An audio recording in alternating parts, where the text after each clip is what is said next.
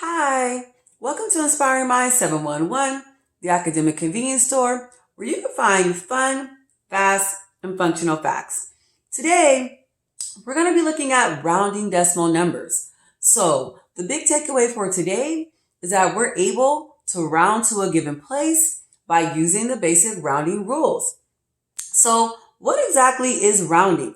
Well, rounding is an estimate. It's like using a number that is not the exact amount, but it's very close to the exact amount. And so the purpose of that is to use a number that may be a little bit more easier to work with versus using the actual or exact amount of something. So like 30, 40, 45, 50. Those are like rounded numbers, and we often have an easier time conceptualizing and working with the numbers that are rounded versus dealing with the exact amounts. And so, for example, where in the real world might we find something like this? Well, you may have to go take your car into the shop, and you're going to call them before you get down there to ask, hey, how much is it going to cost to fix my brakes? Most likely they're going to give you an estimate. They may say, oh, it's going to cost $300. What kind of car do you have? It may cost $350. Once you get down there and they do all the work and they see everything, they're going to hand you a receipt with the exact amount that might say $324.78. And so giving you the estimate over the phone was able to give you a general idea of how much something might cost. Do you have enough to pay for the repairs? Things like that. And so rounding becomes a very handy skill to have. We're dealing with numbers in the real world. And so I would like to say that rounding is a pretty fairly simple task. It would seem like it's easier to work with rounded numbers and that students will have an easier time. But what I found was that students get a little bit, they do struggle with the process or the procedure of converting an exact number to a rounded number. I think number one, it's because oftentimes we'll say round to the nearest 10th th, round to the nearest 100th th, round to the greatest place, round to the underlined digit. And so students that are still struggling maybe with what is place value and where those digits fall, they may find that challenging. But if you've been following me, we worked quite a bit with place value, the place value chart. So just review those and you should have no problems. Also, number two, the rules to rounding may seem a little bit, they're a simple rule, but it's a little bit of a tedious task. So as we talk about the rules surrounding, let's take a look at what that is. Okay, what are the rules surrounding? So the rules surrounding are here. The first step is find the place you are rounding to. The place we're rounding to is called the given place. We refer to it often as the given place. So looking at the example I have here, round to the nearest 10th th. Okay, and this number, the nearest 10th th is the 8. Remember, the digit exactly to the right of the decimal point is your 10th th value. And so the next step here, it says, is to look at the digit to the right. So look at the digit to the right of the given place. Okay, in this case is an 8. The digit to the right is a 6. Okay. And then the next step says, if the digit to the right is 5 or more, the given digit goes up by 1 digit, called rounding up. So here's my given digit.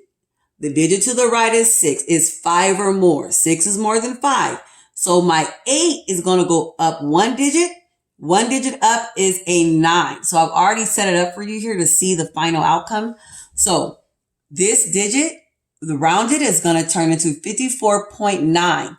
The next step says here is we drop the remaining digits. So when we're dealing with decimal points, we always drop the digits after we round them. We don't fill them in with zeros.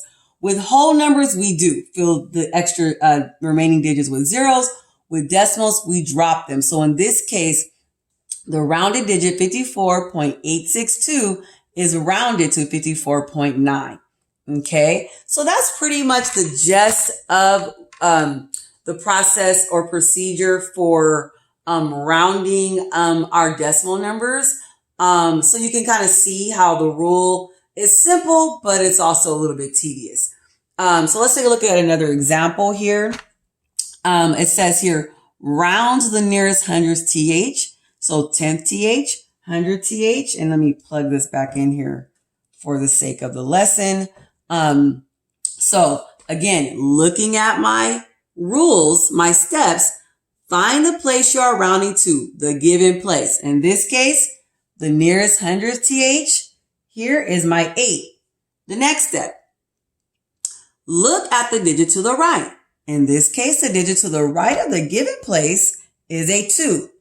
The next step, if the digit to the right is less than 5, if it's a 1, 2, 3, or 4, the given digit stays the same.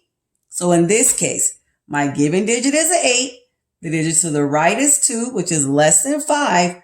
So my given digit stays the same and the other digits are dropped.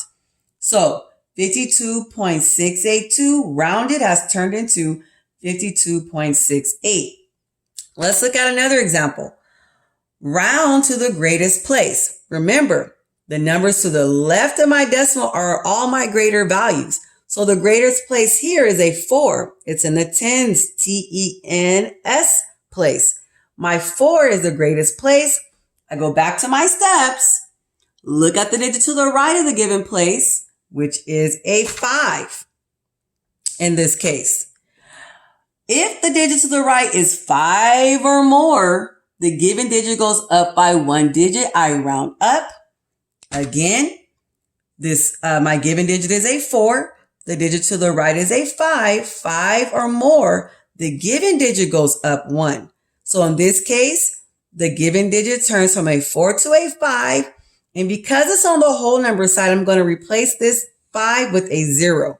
So now 45.38, the rounded digit is 50. And the other digits are dropped. We don't deal with them anymore when we're dealing with rounding decimals. We just drop them.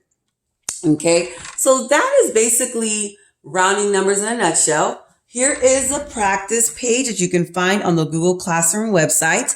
I invite you yet again to plug in your emails so I can invite you to the Google Classroom community where we can continue to build and offer tutoring and workshops. I've been currently working on the Mega Math Bootcamp. So I would love for you all to go there where you can find more of these, all of the videos in one place. You can find all of these worksheets in the same place and continue to practice. So thank you once again for stopping by the Academic Convenience Store where you can find fun, fast, and functional facts.